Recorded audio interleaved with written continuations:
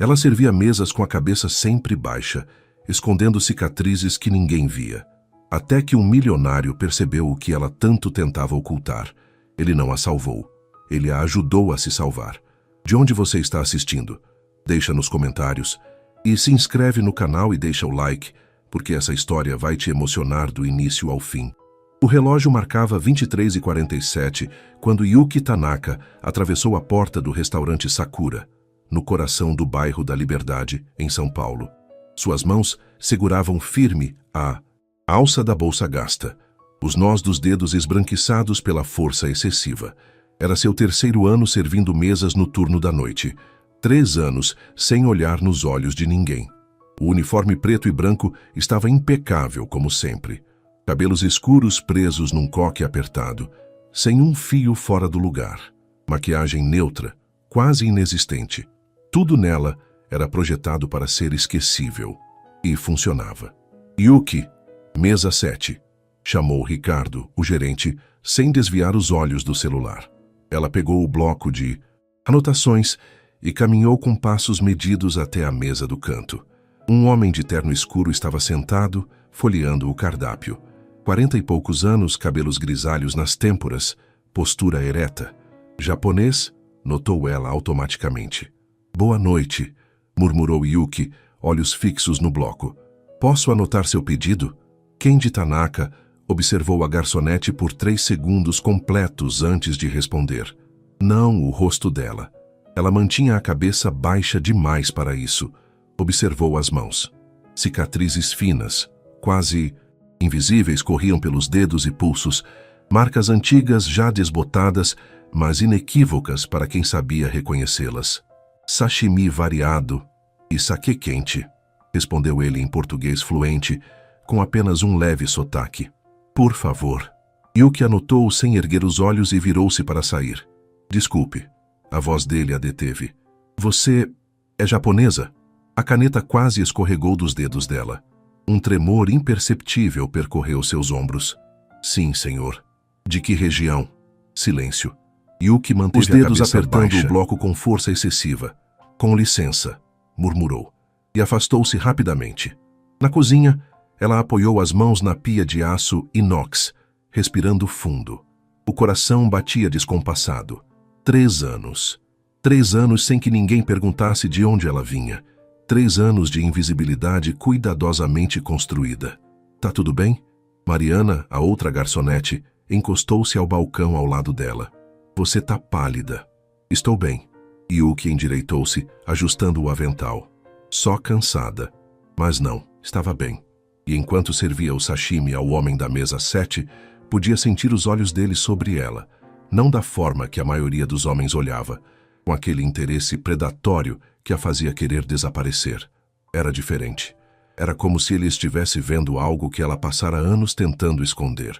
Quando Kendi terminou de jantar, deixou uma nota de R$100 embaixo do prato, embora a conta não passasse de 40. O troco, senhor. Yuki aproximou-se com as notas. É para você. Ele disse levantando-se. Vestia o terno com uma elegância natural que falava de dinheiro antigo, de educação refinada. A comida estava excelente. Voltarei amanhã. Não era uma pergunta, era uma declaração. Yuki assistiu, imóvel, enquanto ele saía do restaurante. Só então notou que ele havia deixado algo mais além da gorjeta. Um cartão de visita. Kendi Tanaka, Tanaka Hotel Group. No verso, uma linha escrita à mão em japonês. Às vezes, ser invisível é a única forma de sobreviver. Eu entendo. Suas mãos tremeram. E pela primeira vez em 3 anos, Yuki sentiu algo além do medo constante que a acompanhava como uma segunda pele. Sentiu-se vista. Kendi Tanaka voltou na noite seguinte. E na próxima. E na próxima. Sempre a mesma mesa. Sempre o mesmo pedido inicial. Sashimi variado e saquê quente, embora depois começasse a experimentar outros pratos. Sempre a mesma gorjeta generosa. E sempre aqueles olhos observadores que não invadiam, apenas compreendiam. Aquele japonês está interessado em você. Mariana cutucou Yuki no 3º dia, enquanto preparavam as mesas para o turno. Rico daqueles. Viu o relógio dele? Rolex. Ele é apenas um cliente, Yuki respondeu, polindo um copo com mais força do que o necessário. Cliente que deixa gorjeta de 150% e vem aqui todo dia? Yuki, acorda pra vida. O cara é um galã e tá claramente afim. Yuki não respondeu. Não podia explicar por que o interesse de Kenji a perturbava de forma tão diferente. Não era o interesse físico. Ela aprendera a reconhecer e desviar desse tipo. Era outra coisa. Era como se ele conseguisse ver através da personagem que ela construíra, ver a garota que ela enterrara em Osaka, junto com seu nome verdadeiro. Na quinta noite, Kenji quebrou o padrão. Sente-se, ele disse quando Yuki trouxe o pedido. Por favor, apenas por 1 minuto. Senhor, eu estou trabalhando. 1 minuto, ele repetiu, e havia algo em sua voz. Não uma ordem, mas um pedido carregado de uma gentileza, tão genuína que desarmou todas as defesas dela. Yuki olhou ao redor. O restaurante estava vazio naquele horário. Ricardo estava nos fundos. Lentamente, ela puxou a cadeira e sentou-se na ponta, pronta para levantar e fugir a qualquer momento. Você não precisa me dizer nada. Kenji começou girando o copo de saquê entre os dedos. Mas eu gostaria que soubesse que eu reconheço alguém que está se escondendo, porque eu passei anos fazendo o mesmo. Yuki ergueu os olhos pela primeira vez. Realmente olhou para ele. Kenji tinha um rosto marcado pelo tempo, mas não envelhecido. Havia uma tristeza profunda em seus olhos escuros, não a tristeza superficial do cansaço, mas algo enraizado, antigo. Uma dor que ele carregava com a mesma naturalidade com que se veste uma roupa. Por que está me contando isso? As palavras saíram em um sussurro. Porque há 7 anos eu perdi as 2 pessoas que mais amava neste mundo, ele disse, e sua voz não tremeu, mas Yuki viu seus dedos apertarem o copo. Minha esposa, Akari, e minha filha, Hana. Elas foram para Tóquio visitar a família de Akari. Eu deveria ter ido, mas estava ocupado demais com negócios. Houve um terremoto. Não conseguiram sair a tempo do prédio que desabou. Sinto muito, Yuki murmurou. Durante anos eu me escondi no trabalho. Construí hotéis por toda a Ásia para não ter que ficar parado e lembrar. Viajei para não ter que voltar para a casa vazia. Me tornei invisível mesmo estando sempre visível. Você entende? Ela entendeu perfeitamente. E o que mudou? Perguntou. Pela primeira vez Kenji sorriu. Um sorriso pequeno, triste, mas genuíno. Estou tentando descobrir, mas sei que comece olhando de verdade para as pessoas novamente. E quando olhei para você, Yuki Tanaka, vi alguém que está fazendo o oposto de mim. Você se esconde ficando invisível de verdade. E me pergunto, o que faria alguém escolher desaparecer assim? O coração de Yuki disparou. Ela se levantou bruscamente, a cadeira raspando no chão. Preciso voltar ao trabalho. Claro, ele não tentou detê-la. Mas Yuki, quando você estiver pronta para ser vista novamente, para ser você mesma, eu estarei aqui. Naquela noite, quando Yuki voltou para seu apartamento minúsculo na Zona Leste, ela trancou a porta com 3 fechaduras, como sempre fazia. Verificou as janelas, fechou as cortinas e então, sentada no chão da sala vazia, segurou o cartão que Kenji havia deixado e chorou. Chorou pela primeira vez em 3 anos. Os dias se transformaram em semanas e Kenji Tanaka tornou-se uma constante no restaurante Sakura. Mas algo mudou após aquela conversa. Ele não pressionava, não fazia perguntas invasivas, apenas existia.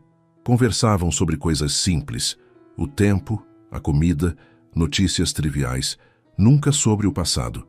Mas Yuki sentia as memórias se infiltrando, como água encontrando rachaduras em um dique que ela passara anos construindo.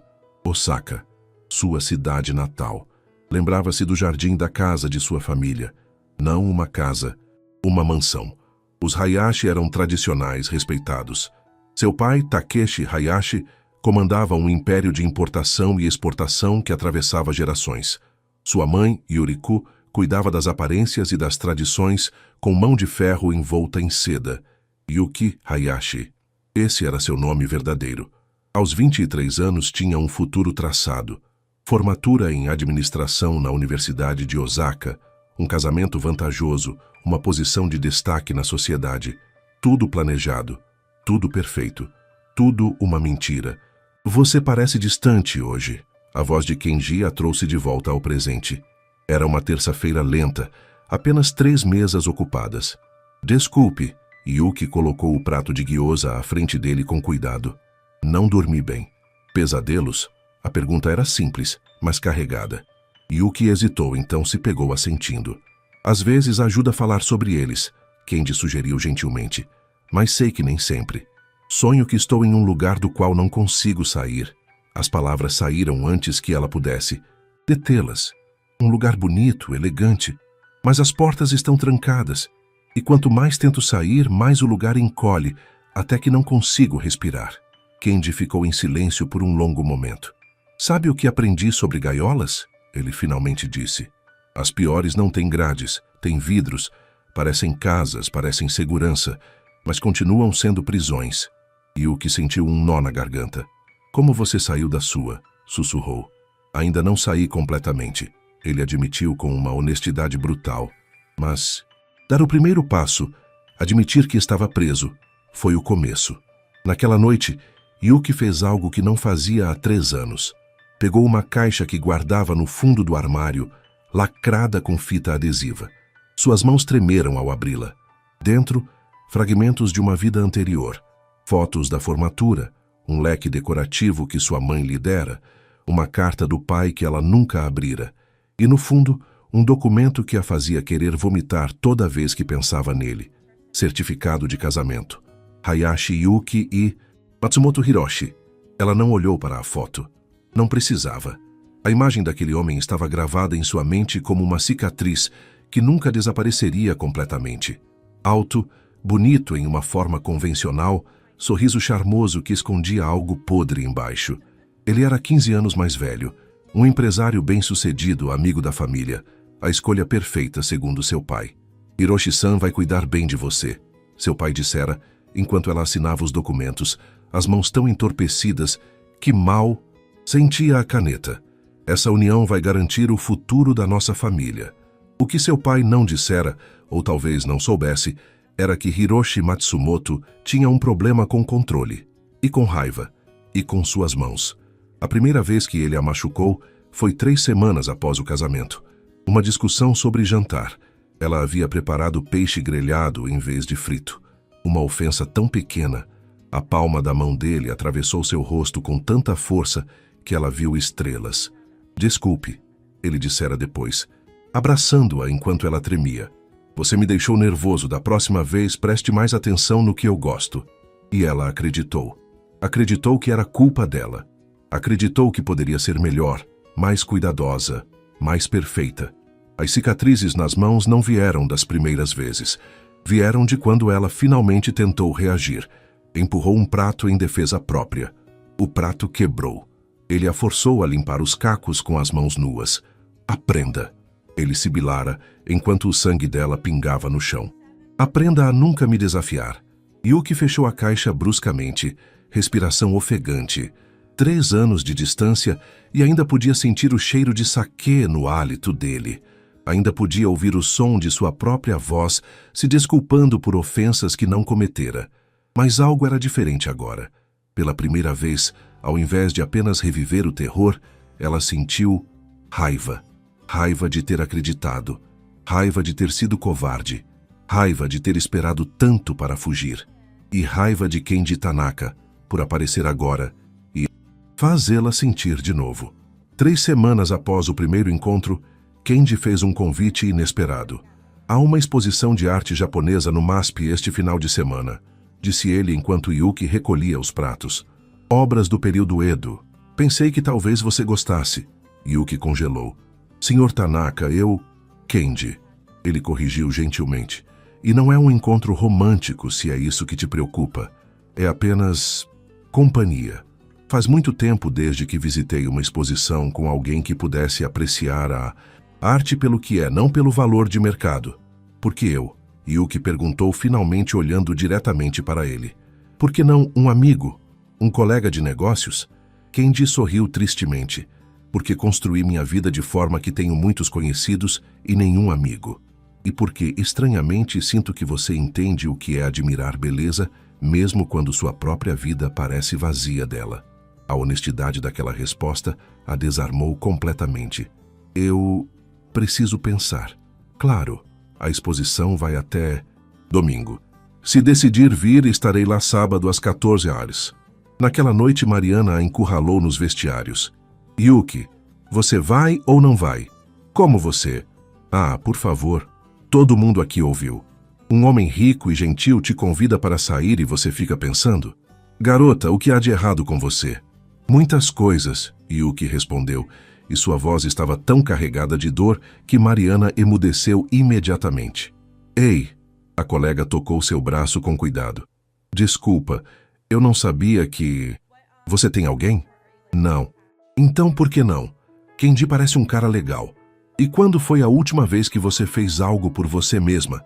Yuki não tinha resposta. Não se lembrava. Sábado chegou envolto em névoa e incerteza. Yuki trocou de roupa 7 vezes. Tudo que possuía era funcional. Roupas de trabalho, roupas para dormir, nada apropriado para uma exposição de arte. Finalmente, escolheu uma blusa branca simples e uma calça preta. Discreta. Invisível. Ela quase desistiu 3 vezes no caminho. Quase voltou na estação de Shinji, metrô. Quase fugiu quando viu os degraus do MASP. Mas então viu Kenji parado ao lado de uma das colunas características do museu, olhando o céu cinzento. Não estava de terno. Usava calças escuras e um suéter casual. Parecia humano, acessível. Você veio. Ele sorriu quando a viu, e havia um alívio genuíno em sua voz. Eu disse que pensaria. E passou a semana inteira pensando, imagino. Bem-vinda ao clube dos que pensam demais. Apesar de si mesma, Yuki sorriu. Um sorriso pequeno, quebrado, mas real. A exposição era deslumbrante. Quadros de Hokusai, gravuras de Hiroshige, cerâmicas delicadas do período Edo. Kenji não tentou impressioná-la com conhecimento. Apenas caminhavam juntos, parando diante das peças que chamavam a atenção. Este é o meu favorito. Yuki sussurrou diante de uma gravura de Hiroshige, uma mulher olhando pela janela enquanto a chuva caía lá fora. Parece tão solitária, mas há algo de belo nessa solidão. Às vezes a solidão é mais segura que a companhia. Kenji observou. Pelo menos quando você está sozinha, sabe exatamente com quem está lidando. Yuki virou-se para encará-lo. Por que você realmente me convidou, Kenji? Ele segurou o olhar dela sem desviar. Porque há 3 semanas, quando te vi pela primeira vez, reconheci em você algo que venho tentando esconder de mim mesmo há 7 anos. Medo. Medo de viver de novo. Medo de sentir de novo. E pensei que talvez, se conseguíssemos ajudar um ao outro a parar de se esconder, poderíamos finalmente começar a respirar de verdade. Lágrimas queimaram os olhos de Yuki. E se eu te disser que estou fugindo de algo muito pior do que fantasmas do passado? E se eu te disser que há razões reais para eu estar escondida? Então eu diria, Kenji respondeu com suavidade, que razões reais merecem soluções reais e que você não precisa enfrentar nada sozinha. Naquele momento, parados diante da gravura de uma mulher solitária, Yuki tomou uma decisão que mudaria tudo. Eu não sou quem você pensa que... Soki, começou voz tremendo. Meu nome verdadeiro não é Yuki Tanaka. É Yuki Hayashi. E há 3 anos fugi do Japão com documentos falsificados. Fugi de um casamento. Fugi de um homem que jurou me encontrar e me arrastar de volta. E se ele me achar... Sua voz falhou. Kenji não recuou. Não demonstrou choque. Apenas esperou. Se ele me achar... Yuki continuou. Tudo isso termina. Essa vida, essa liberdade, tudo. Então, Kenji disse calmamente, não vamos deixar que ele te encontre. Eles saíram do museu em silêncio e caminharam até um café discreto na rua Augusta. Sentaram-se em uma mesa do canto. E pela primeira vez em 3 anos, Yuki Hayashi contou sua história completa. Contou sobre a família tradicional, as expectativas, o casamento arranjado que seu pai apresentou como oportunidade de ouro. Contou sobre Hiroshi Matsumoto, empresário respeitado, fachada perfeita, monstro em casa. As primeiras vezes, eu achei que era minha culpa, disse, girando a xícara de café entre as mãos. Ele era tão gentil em público, tão atencioso com meus pais. Eu pensava que devia estar fazendo algo errado para ele mudar tanto em casa. Kendi escutava em silêncio, maxilar tenso, mas não interrompia. Foram 2 anos. 2 anos de andar em cascas de ovos tentando ser perfeita, mas não importava o que eu fizesse. Sempre havia algo errado. A comida, a roupa, a forma como eu falava, como eu olhava, tudo era motivo. Ela puxou a manga da blusa, revelando as cicatrizes finas. Estas são de quando eu quebrei um prato tentando me defender. Ele me fez limpar os cacos com as mãos. Disse que era para eu aprender. Meu Deus, Kendi sussurrou, e sua voz estava carregada de uma raiva controlada. Foram meus pais que descobriram primeiro. Não os hematomas. Eles sempre ficavam em lugares cobertos pela roupa. Mas o medo. Minha mãe percebeu que eu encolhia quando alguém levantava a voz. Confrontou meu pai. E sabe o que ele disse? Yuki riu, um som amargo, quebrado. Disse que casamento é assim. Que eu precisava aprender a ser uma esposa melhor. Seu pai sabia e não fez nada? Pior, ele tinha motivos para me manter casada com Hiroshi. Motivos financeiros. A empresa de Hiroshi tinha contratos valiosos com a nossa. Ele emprestara dinheiro para meu pai. E mais, Hiroshi tinha informações sobre irregularidades nos negócios da família. Chantagem, Kendi concluiu. Sim, então eu não era apenas uma esposa presa. Era uma garantia. Um seguro que mantinha Hiroshi quieto sobre os crimes do meu pai. Yuki tomou um gole de café precisando da cafeína para continuar. Planejei a fuga por 6 meses. Juntei dinheiro escondido. Fiz contato com pessoas que falsificavam documentos. Escolhi o Brasil porque era longe, diferente e porque Hiroshi não falava português. Achei que seria impossível me rastrear aqui. E seus pais? Deixei uma carta. Curta. Dizia que preferia estar morta do que continuar naquele casamento. Que se eles me amassem de verdade, deixariam eu ir. Mas sei que meu pai não aceitou. Ele tem orgulho demais. E Hiroshi, ele é do tipo que não aceita perder. Kendi ficou em silêncio por um longo momento, processando tudo. Você fez a escolha certa, disse finalmente. Fugir, sobreviver, recomeçar. Você não está horrorizado? Eu usei documentos falsos. Entrei no país ilegalmente. Estou vivendo uma mentira. Você está vivendo, Kendi corrigiu com firmeza. E quanto aos documentos, existem formas legais de regularizar sua situação. Eu posso ajudar. Kendi, você não entende. Se eles me acharem, então eu vou garantir que não achem. A convicção em sua voz fez Yuki olhar para ele com uma mistura de esperança e terror. Por que faria isso por mim? Você mal me conhece. Kendi inclinou-se sobre a mesa, olhos fixos nos dela. Porque passei 7 anos me punindo por não estar lá quando Akari e Hana precisaram de mim. 7 anos carregando culpa por estar vivo quando elas não estavam. E encontrar você, Yuki, me lembrou de algo que eu havia esquecido. Que ainda posso fazer diferença. Que ainda posso proteger alguém. Eu não preciso de proteção, Yuki disse, mas sua voz traía a mentira. Todos precisamos. A questão é ter a coragem de aceitar. Naquela tarde, Kendi fez algumas ligações. Tinha contatos, advogados especializados em imigração, investigadores particulares discretos, pessoas que podiam ajudar. Começou a montar um plano, regularizar a situação de Yuki no Brasil, investigar se Hiroshi ou a família dela estavam ativamente a procurando, criar, chama rede de segurança. Vai levar tempo, explicou, e vai ser caro. Eu não tenho dinheiro. Eu tenho. Kendi interrompeu. Mais do que jamais vou usar. Considere um investimento em algo que realmente importa. Yuki quis discutir. Quis recusar.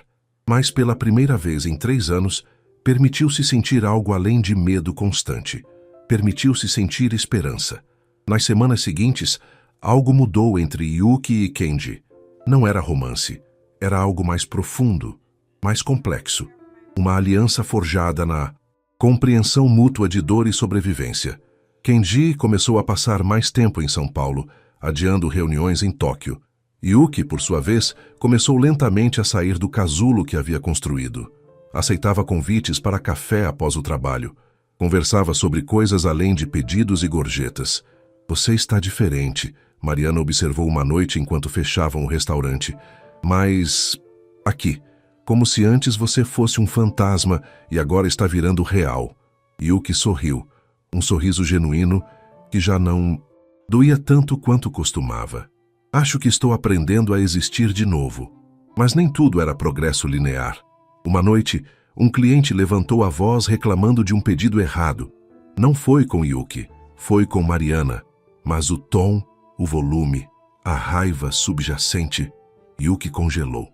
A bandeja escorregou de suas mãos, pratos se estilhaçando no chão. Todos no restaurante viraram.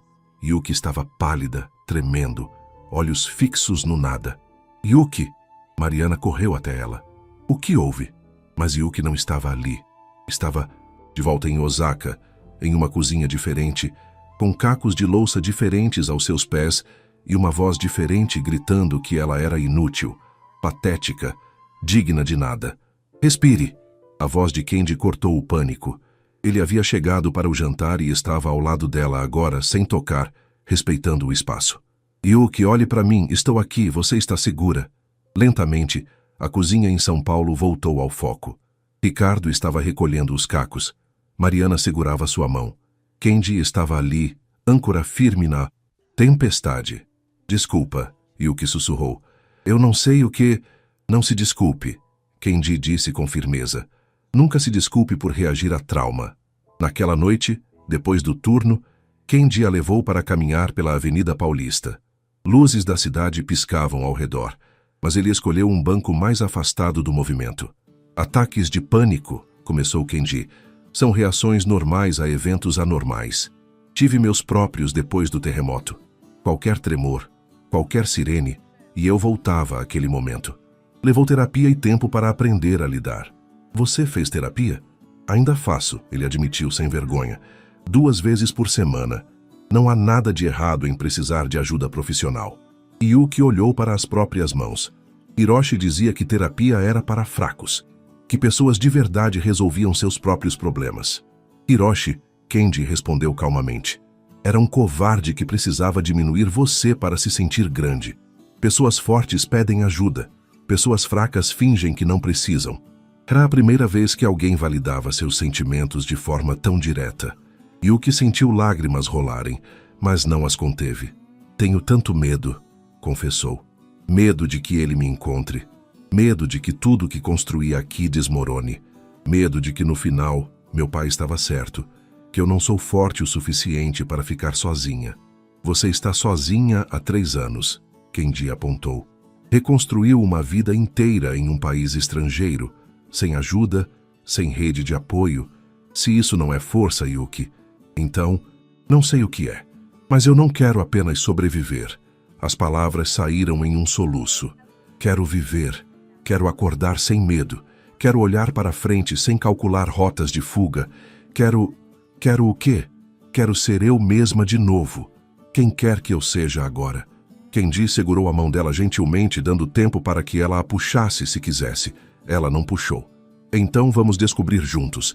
Quem é Yuki Hayashi quando não está fugindo? Quando não está escondida? Era uma pergunta que Yuki não tinha certeza de como responder, mas pela primeira vez queria descobrir.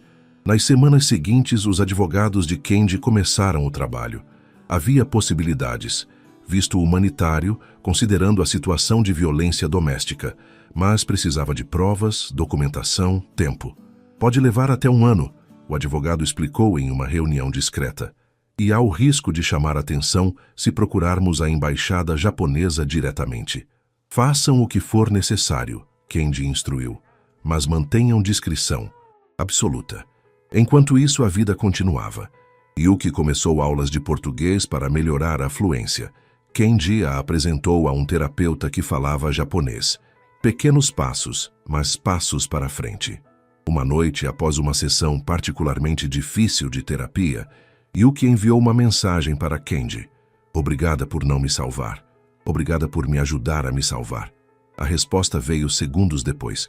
É a única forma que funciona. E você está indo incrivelmente bem. Mas em Osaka, em um escritório, elegante com vista para o rio Yodo, Hiroshi Matsumoto recebia um relatório de seus investigadores particulares. Encontramos algo, senhor. Uma movimentação bancária incomum. Pequena, mas consistente. São Paulo, Brasil. Hiroshi sorriu. Um sorriso que não alcançava os olhos frios. Então a coelhinha finalmente deixou rastros. Prepare tudo. Está na hora de trazer minha esposa para casa. O primeiro sinal veio em uma terça-feira aparentemente normal. Yuki estava no apartamento, preparando chá após um turno longo, quando seu telefone, um celular básico que ela mantinha apenas para emergências, vibrou com uma mensagem de número desconhecido. Saudades de casa, Yuki-chan. Seu sangue congelou. Ninguém a chamava assim. Ninguém no Brasil sequer sabia esse apelido. As mãos tremeram tanto que o telefone quase caiu no chão. Outro ping. São Paulo é uma cidade linda. Tantos lugares para se esconder, mas não para sempre. Yuki correu para a janela, fechando as cortinas violentamente. Verificou as 3 fechaduras da porta. Depois ligou para Kenji com dedos trêmulos. Ele me encontrou, disse assim que ele atendeu. Hiroshi, ele sabe onde estou. 40 minutos depois, Kenji estava à porta com 2 homens de terno. Seguranças particulares. Você não vai ficar aqui esta noite, declarou. Já reservei um quarto em um dos meus hotéis. Segurança 24 horas. Kenji, eu não posso simplesmente... Pode e vai. Yuki, se ele sabe que você está em São Paulo, seu endereço é apenas questão de tempo. Ele estava certo. Com mãos tremendo, Yuki empacotou uma mala. Observou o apartamento minúsculo que havia sido seu refúgio por 3 anos, sentindo como se estivesse abandonando a última ilha segura que possuía. No hotel, uma suíte elegante que contrastava brutalmente com seu apartamento simples. Kenji fez mais ligações. Seus contatos no Japão, investigadores, advogados. Como ele te encontrou? Perguntou depois de desligar. Não sei. Yuki estava sentada no sofá, abraçando os joelhos. Fui tão cuidadosa. Usei apenas dinheiro, nunca cartões. Mudei meu nome. Não tenho redes sociais. Alguma transferência bancária? Algum contato com o Japão? Yuki pensou. Depois palideceu. Minha mãe. Há 2 meses ela estava doente. Minha prima me encontrou no Facebook. Criei um perfil com nome falso apenas para ver fotos da família. Ela me pediu para ligar. Eu liguei de um orelhão, mas... Rastrearam a ligação, Kenji completou. É possível. E depois só precisaram investigar a área. Yuki enterrou. O rosto nas mãos. Fui idiota, tão idiota. Foi humana, Kenji corrigiu, sentando-se ao lado dela. Sentiu falta da sua mãe. Isso não te faz fraca. Mas agora ele sabe. E vai vir. Hiroshi não desiste nunca. Nem eu, Kenji disse com determinação. E diferente de você há 3 anos, agora você tem recursos. Tem aliados, tem a lei do seu lado. A lei?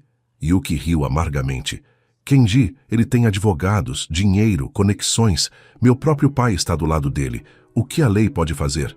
Mais do que... Você imagina. Especialmente se ele tentar algo aqui no Brasil. Aqui ele não tem as mesmas conexões. Aqui você tem direitos. Mas mesmo enquanto falava, Kenji sabia que não seria tão simples. Nos dias seguintes, mais mensagens chegaram. Fotos do restaurante Sakura, da rua onde Yuki morava, lugares que ela frequentava. Hiroshi estava deixando claro. Ele sabia tudo. Estava brincando com ela como um gato com um rato. Ele quer me aterrorizar. Yuki disse em uma sessão de emergência com a terapeuta. Quer que eu me entregue por medo. E você vai fazer isso? A terapeuta perguntou. Não, Yuki respondeu, e surpreendeu-se com a firmeza em sua própria voz. Não vou, não depois de tudo que conquistei. Ricardo, o gerente do restaurante, foi informado da situação. Versão editada. Homem perigoso do passado de Yuki. Possível stalker. Precisava de folga por segurança. Tire o tempo que precisar, ele disse preocupado. Seu emprego está garantido. E se esse cara aparecer aqui, eu ligo. Para a polícia na hora.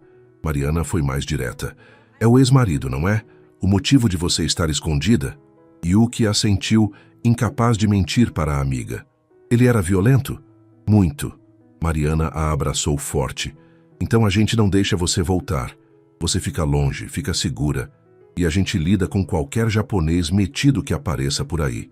Mas a ameaça não era tão simples. Uma semana após as primeiras mensagens, os advogados de Kenji trouxeram notícias preocupantes. Hiroshi Matsumoto entrou com Um processo no Japão, explicou o advogado principal, um homem sério de 50 anos. Alegando abandono de lar, está pedindo que as autoridades brasileiras deportem a senhora Hayashi. Com que base? Kenji exigiu. Está alegando que ela roubou dinheiro da empresa dele, que usou documentos falsos e tem o certificado de casamento. No Japão, cônjuges ainda têm certas obrigações legais. Tudo mentira, Yuki sussurrou. Sabemos, mas ele tem provas forjadas muito convincentes. Transferências bancárias que supostamente foram você retirando dinheiro. Documentos assinados. E o que podemos fazer? Kenji perguntou. Contestar, mas vai levar tempo. E se as autoridades brasileiras decidirem que as alegações dele têm mérito, podem prendê-la até resolver a situação. Não, Kenji bateu a mão na mesa. Isso não vai acontecer. A outra opção. O advogado hesitou. Se a senhora Hayashi testemunhar sobre os abusos, podemos entrar com pedido de refúgio humanitário. Violência doméstica é reconhecida internacionalmente. Mas, Yuki incentivou. Mas significa expor tudo. Processo público, seu nome real, sua localização. Tudo o que você escondeu por 3 anos estará em documentos oficiais. Era a escolha impossível. Esconder-se e ser encontrada eventualmente, ou expor-se completamente na esperança de proteção legal. Yuki olhou para Kenji, buscando orientação, mas ele balançou a cabeça. Essa decisão é sua, Yuki, e eu vou apoiar qualquer escolha que fizer. Ela respirou fundo, lembrando-se de tudo que havia sobrevivido, de tudo que havia reconstruído. Vamos processar, disse finalmente. Vamos tornar público, porque me esconder não está funcionando. E se tenho que lutar, prefiro lutar à luz do dia. Era a decisão mais corajosa e mais aterrorizante que já havia tomado. E em Osaka, quando Hiroshi recebeu a notificação de que Yuki estava entrando com processo contra ele, sua raiva explodiu. Ela ousa, sibilou ao telefone. Aquela vadia ousa me processar? Reservou o primeiro voo para São Paulo. Era hora de resolver isso pessoalmente. O processo moveu-se surpreendentemente rápido. Os advogados de Kenji eram eficientes e Yuki, pela primeira vez, tinha documentação médica de São Paulo que corroborava sua história. Os registros da terapeuta, as consultas sobre trauma, os ataques de pânico documentados, mas o preço era alto. Seu nome completo e história serão públicos, explicou a advogada especializada em imigração, uma mulher competente chamada Doutora Beatriz Moreira. Jornais podem pegar a história, é sensacionalista. Mulher japonesa fugindo de casamento abusivo. Deixe que peguem. Yuki respondeu com uma coragem que não sabia possuir. Melhor a verdade exposta do que continuar escondida em mentiras.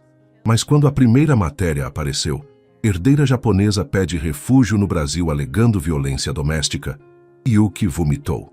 Ver seu rosto, seu nome verdadeiro, sua história resumida em parágrafos sensacionalistas, era como ser despida em público.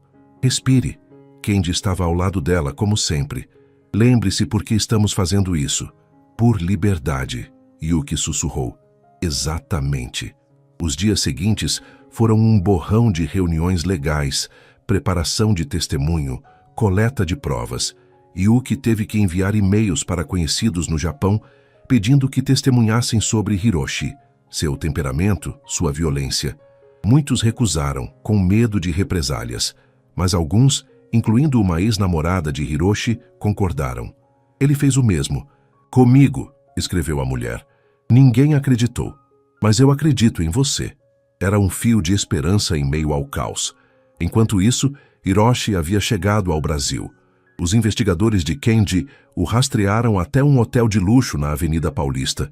Não viera sozinho. Tinha advogados brasileiros e investigadores particulares, toda uma operação montada. Ele está fazendo isso parecer uma missão de resgate, o investigador-chefe relatou. Diz que esposa sofre de transtornos mentais, que fugiu durante surto psicótico, que ele só quer ajudá-la. Filho da mãe, Kenji praguejou algo raro. Está invertendo a narrativa. E conseguindo simpatia, o investigador concordou. Deu entrevista para jornal japonês aqui em São Paulo. Se apresentou como marido preocupado. Yuki assistiu ao vídeo da entrevista traduzida. Hiroshi estava perfeito. Terno impecável, expressão preocupada, voz suave. Minha esposa está doente, dizia ele. Eu só quero que ela receba tratamento adequado. No Japão, com a família onde ela pertence. Era uma performance magistral e assustadoramente crível. Ninguém vai acreditar nele quando ouvirem minha versão. Yuki disse, mas havia incerteza em sua voz. Eles vão acreditar nas evidências, doutora Beatriz assegurou. E nós temos evidências. Mas a estratégia de Hiroshi era mais sinistra do que esperavam. 2 dias depois da entrevista, Yuki recebeu uma visita inesperada no hotel. Seu pai, Takeshi Hayashi, havia vindo ao Brasil. Não o receba, Kenji aconselhou, quando a recepção informou. Você não tem obrigação. Mas Yuki sabia que evitar o pai apenas daria munição a Hiroshi. Então concordou em encontrá-lo no lobby com Kenji presente. Takeshi Hayashi tinha envelhecido. Aos 67 anos, ainda mantinha a postura ereta e o terno impecável. Mas havia mais cabelos brancos, mais linhas ao redor dos olhos. Quando viu Yuki, sua expressão não mudou, treinado demais em suprimir emoções. Yuki, disse simplesmente. Pai, ela respondeu, mantendo distância. Eles se sentaram em uma área mais privada do lobby. Kenji ficou próximo, mas deu espaço para a conversa.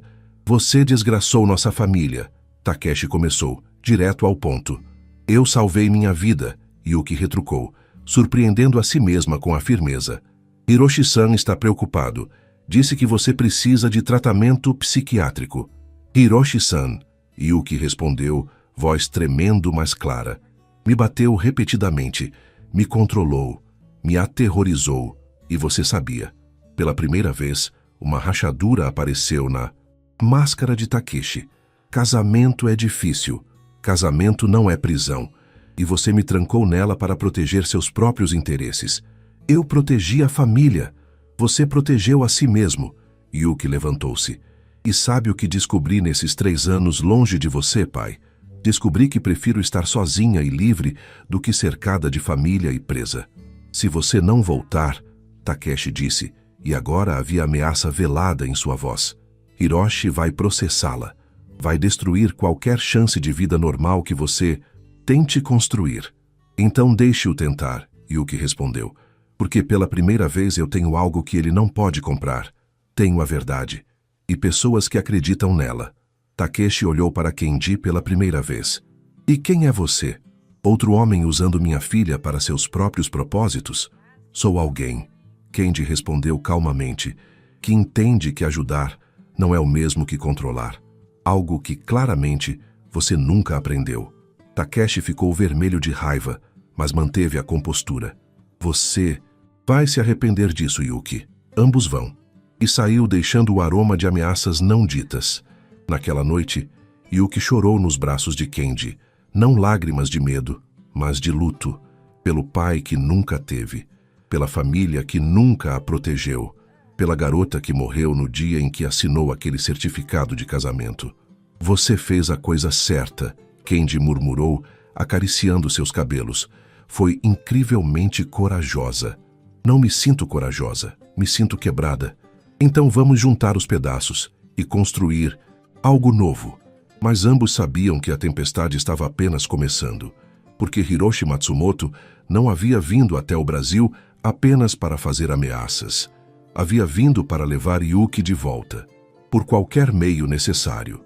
O processo estava marcado para dali a 2 semanas, tempo suficiente para Hiroshi montar sua própria defesa, contratar advogados locais agressivos e plantar mais sementes de dúvida na imprensa.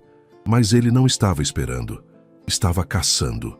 Os seguranças de Kenji identificaram movimentações suspeitas, carros estranhos rondando o hotel, homens tirando fotos discretas. Hiroshi estava mapeando a rotina de Yuki. Ele vai tentar algo, o chefe de segurança alertou. Talvez um encontro casual, talvez forçar uma conversa, talvez pior. Defina pior, Yuki pediu, embora conhecesse bem o significado. Sequestro. Não seria o primeiro caso de família japonesa tentando levar membro de volta à força. A palavra sequestro flutuou no ar como veneno. Não vamos deixar acontecer. Kenji declarou. Aumentem a segurança. Yuki não sai desacompanhada. Mas Yuki estava cansada de se esconder. Não, disse, surpreendendo a todos. Não vou viver como prisioneira de novo. Se Hiroshi quer me confrontar, que confronte. Mas será nos meus termos. Yuki, isso é loucura. É estratégico, ela corrigiu. Doutora Beatriz, se eu testemunhar que ele me ameaçou diretamente em solo brasileiro, isso ajuda o caso? A advogada hesitou, depois assentiu lentamente. Se houver testemunhas, se for documentado, sim, seria extremamente útil. Então vamos dar a ele a oportunidade, de forma controlada. Kenji compreendeu imediatamente. Você quer que ele se exponha. Quero que ele mostre quem realmente é, porque em público ele é charmoso. Mas em particular, ela não precisou terminar. O plano era arriscado. Yuki concordaria em encontrar Hiroshi em local público, um café na Avenida Paulista durante o dia. Haveria seguranças disfarçados, câmeras escondidas, testemunhas preparadas. Se Hiroshi tentasse algo, tudo seria documentado. Se ele te tocar, Kenji disse, se demonstrar qualquer agressividade, acabou, temos provas. Ele vai, Yuki assegurou com a certeza de quem conhecia íntima e dolorosamente o temperamento do homem. Hiroshi não consegue manter a máscara quando é confrontado. A mensagem foi enviada através dos advogados. Yuki Hayashi concordava em encontrar Hiroshi Matsumoto, mas apenas em público, apenas com advogados presentes. Hiroshi aceitou imediatamente, confiante demais, achando que poderia manipulá-la como sempre fez. O dia chegou ensolarado, ironicamente bonito para algo tão sombrio. Yuki escolheu a roupa cuidadosamente, não a garçonete tímida de cabeça baixa. Vestiu uma blusa estruturada, calça social, sapatos firmes. Deixou os cabelos soltos. Levantou a cabeça. Você parece diferente, Kenji observou. Sou diferente. Não sou mais a garota que ele conheceu. No café, a mesa do canto estava reservada. Câmeras minúsculas instaladas. Seguranças disfarçados ocupando mesas próximas. Doutora Beatriz presente como testemunha oficial. Quando Hiroshi chegou, Yuki sentiu o estômago revirar, mas manteve a compostura. Ele estava exatamente como lembrava. Alto, bonito de forma convencional, terno caro. Mas agora ela via além da superfície. Via a crueldade mal escondida atrás do sorriso. Yuki, ele disse em japonês, como se estivessem em uma reunião amigável. Você está bem. Estava tão preocupado. Não fale como se importasse, Yuki. Respondeu também em japonês. Ambos sabemos por que estou aqui. Hiroshi sentou-se, acenando para o garçom como se estivesse em casa. Você sempre foi dramática. Essa fuga toda, esses 3 anos desperdiçados, tudo poderia ter sido evitado se simplesmente tivesse conversado comigo. Tentei conversar. Você respondeu com os punhos. Você me provocava. A voz dele endureceu ligeiramente. Sempre tão teimosa, tão insolente. Defender-me não é insolência. Veja só.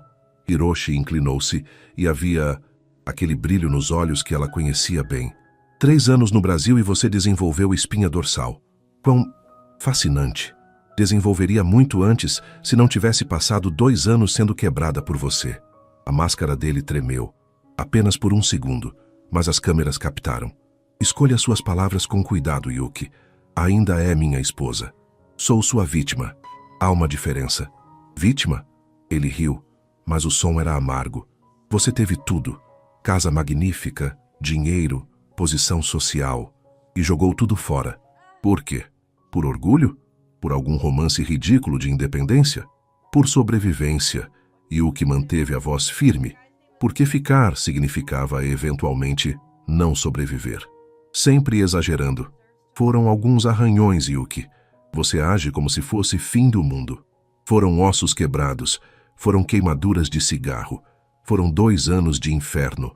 A voz dela subiu, atraindo olhares curiosos de outras mesas.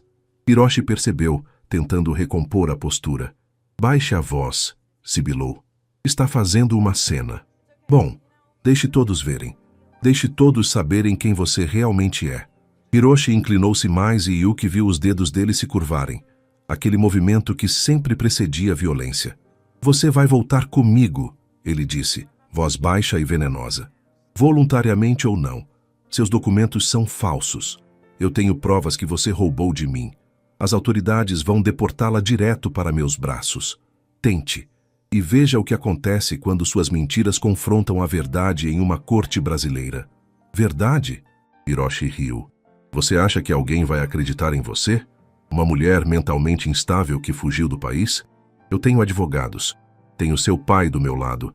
Tenho provas médicas de seus surtos psicóticos. Provas forjadas. Quem vai saber? Quem vai se importar? No final, Yuki, você vai quebrar como sempre quebrou e vai me implorar para levá-la de volta.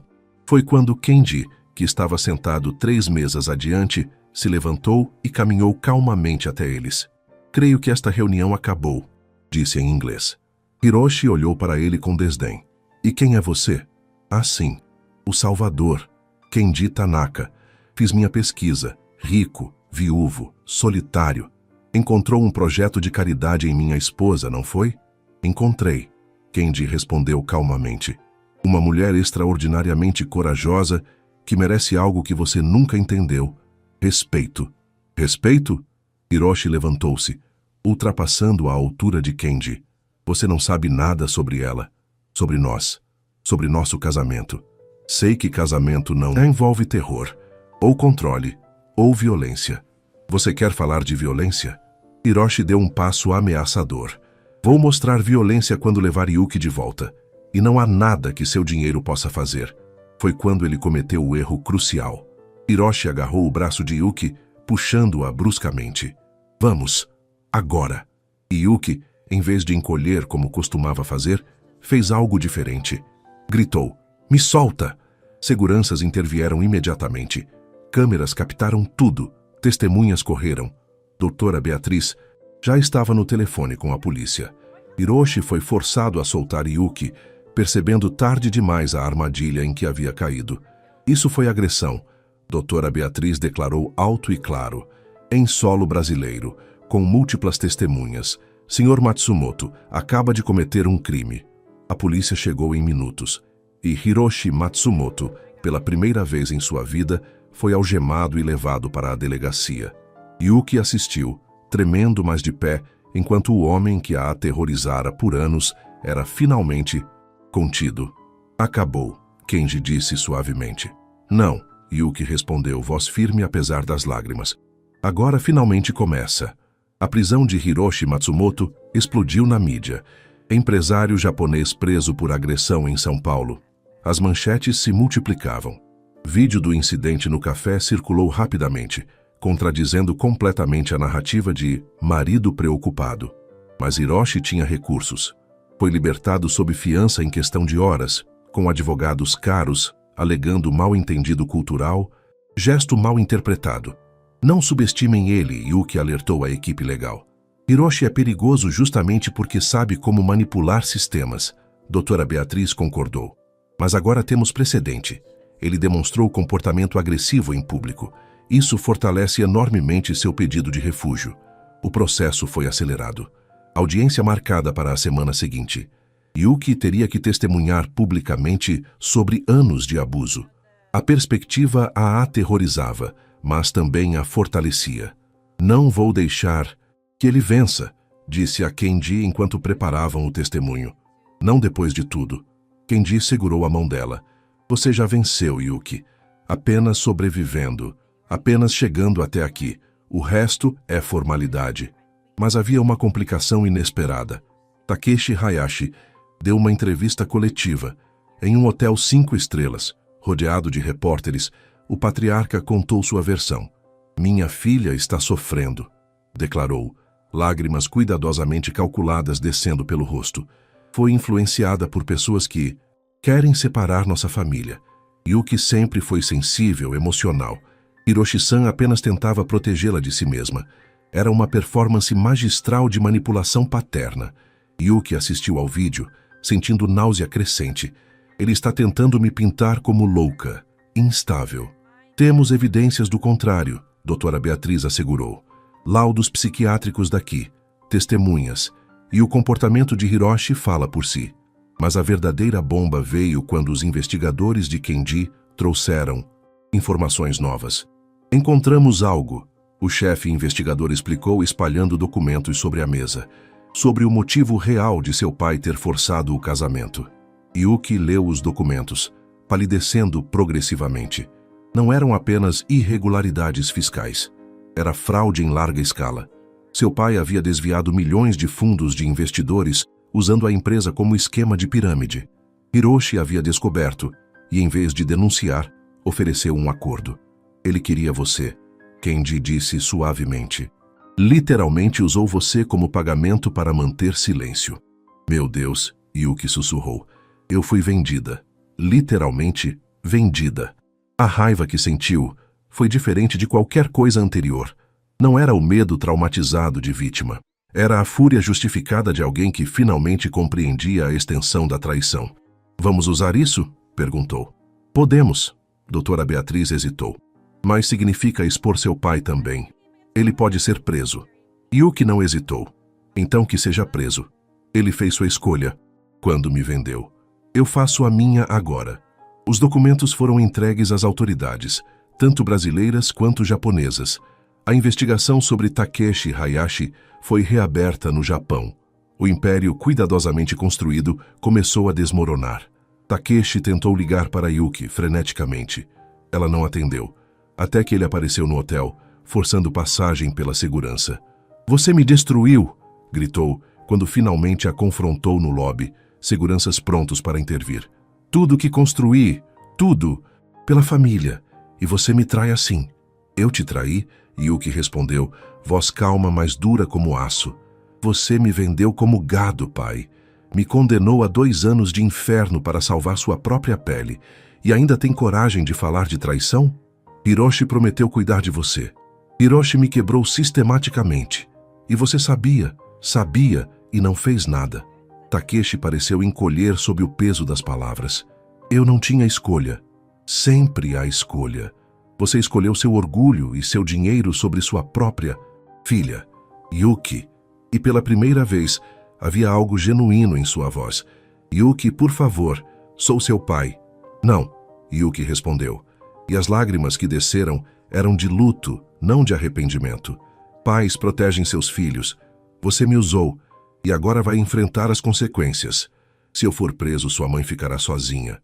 A família ficará arruinada. Então talvez minha mãe finalmente seja livre de você também. Foi a última vez que falou com o pai. Enquanto isso, Hiroshi estava perdendo terreno. Com as evidências da extorsão expostas, sua própria reputação estava em frangalhos. Investidores se afastaram.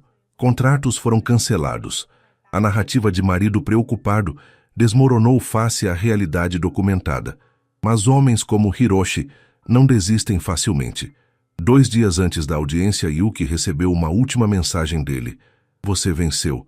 Parabéns. Mas lembre-se, eu sempre encontro formas de vencer no final. Sempre. A ameaça era clara. Mesmo que perdesse legalmente, haveria vingança. Estou com medo, Yuki admitiu a Kenji. Não do processo, mas do que vem depois. Hiroshi nunca vai parar. Então vamos garantir que ele não tenha opção, Kenji respondeu.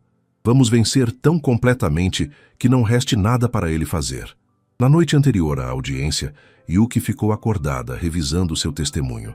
Cada cicatriz, cada memória, cada momento de terror que teria que reviver publicamente. Você não precisa fazer isso, Kenji disse, encontrando-a na varanda às 3 da manhã. Podemos encontrar outra forma. Não, Yuki respondeu. Preciso. Não por eles. Por mim. Preciso dizer em voz alta. Preciso ouvir minha própria voz contando a verdade. Então eu estarei lá, na primeira fila, te lembrando que você não está sozinha. Yuki se apoiou nele, permitindo-se esse conforto. Obrigada por tudo, por me ver quando eu estava invisível, por acreditar quando ninguém mais acreditaria. Yuki, Kenji a fez encará-lo. Você salvou a si mesma. Eu apenas estava lá quando você precisou de testemunha. E isso, ela sussurrou, fez toda a diferença. Amanheceu o dia da audiência, e Yuki Hayashi estava pronta para finalmente completamente contar sua verdade. A sala do tribunal era menor do que Yuki imaginara. Paredes bege, ar-condicionado ruidoso, cadeiras desconfortáveis. Mas estava cheia. Advogados, jornalistas, curiosos, atraídos pela história sensacional. Yuki entrou vestindo um terno simples, cabelos presos, mãos firmes. Kendi estava na primeira fila, como prometido. Doutora. Beatriz ao seu lado, organizando documentos. Do outro lado, Hiroshi e sua equipe legal. Ele a olhou com aquele sorriso que costumava aterrorizá-la. Seguro, predatório. Mas hoje, ela sustentou o olhar. Hoje, ela não era mais presa. O juiz, Dr. Henrique Mendes, era um homem de 60 anos com expressão severa, mas não antipática. Bateu o martelo. Audiência sobre pedido de refúgio humanitário, Yuki Hayashi. Prossigamos. Doutora Beatriz apresentou o caso metodicamente. Evidências médicas. Fotos das cicatrizes. Testemunhos escritos de conhecidos no Japão. O vídeo do incidente no café. Cada peça de evidência construindo uma imagem inegável de abuso sistemático. Então, foi a vez de Yuki. Senhora Hayashi. O juiz dirigiu-se a ela gentilmente. Por favor, com suas próprias palavras, conte-nos por que fugiu do Japão. Yuki respirou fundo. As mãos tremiam ligeiramente, mas a voz saiu clara. Fugi porque ficar significava morrer.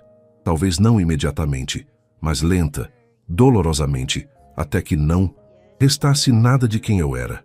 Contou sobre o casamento arranjado, a primeira agressão, as desculpas que aceitou, o ciclo de violência que escalou. Ele começou com palavras. Dizia que eu era inútil, feia, sortuda de tê-lo.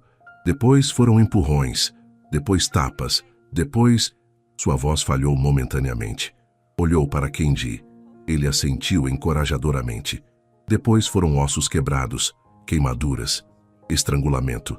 E sempre, sempre, a promessa de que se eu contasse a alguém, seria pior. Que ninguém acreditaria, que eu merecia. E sua família? O juiz perguntou. Meu pai sabia. Escolheu ignorar porque o casamento era conveniente. Minha mãe não tinha poder para intervir. Por que esperou tanto para fugir? Era a pergunta que Yuki havia se feito 1000 vezes. Porque vítimas de abuso não pensam racionalmente. Pensam em sobrevivência. E por muito tempo achei que sobrevivência significava obedecer.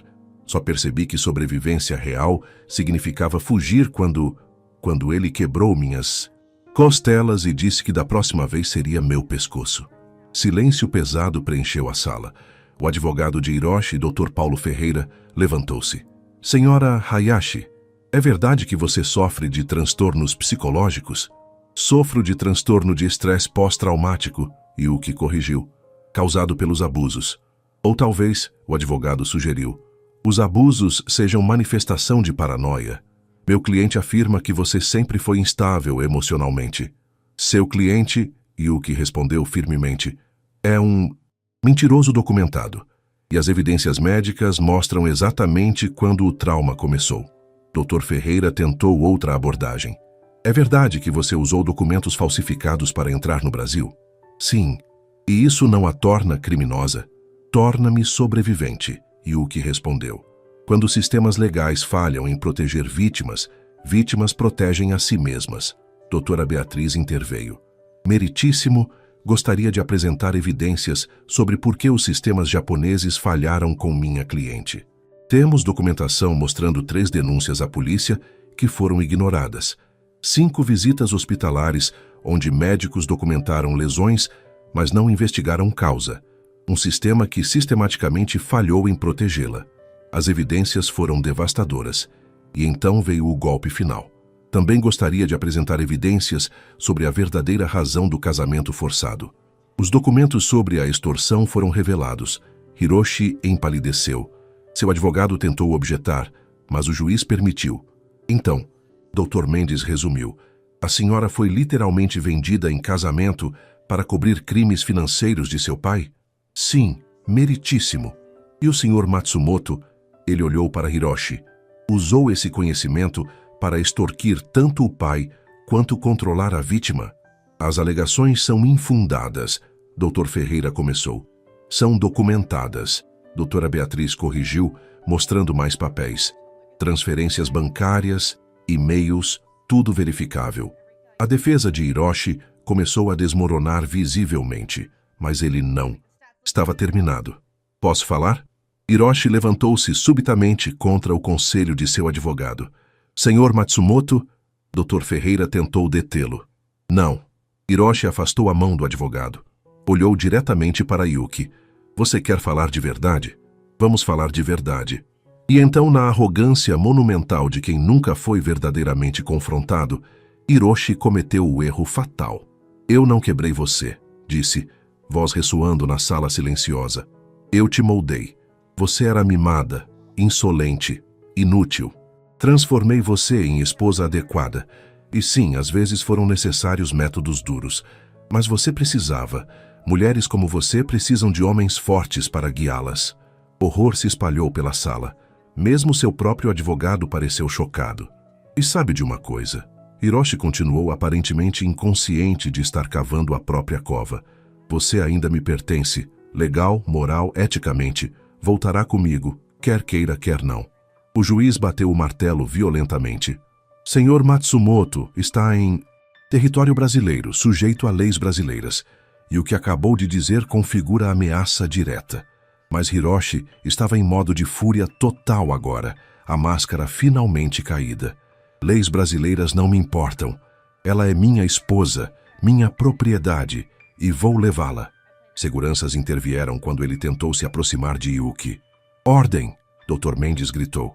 Senhor Matsumoto está em desacato. Mas o dano estava feito. Ou melhor, o benefício, do ponto de vista de Yuki. Hiroshi havia revelado seu verdadeiro caráter diante de testemunhas oficiais. Quando a ordem foi restaurada, o juiz olhou para Yuki.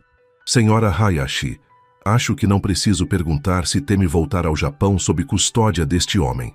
Morreria primeiro, meritíssimo. Isso não será necessário.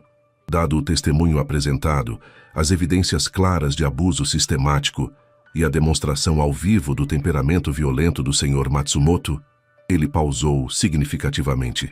Concedo refúgio humanitário temporário. Processo para residência permanente será expedido. Yuki sentiu os joelhos cederem. Kenji estava ao seu lado em instantes, amparando-a.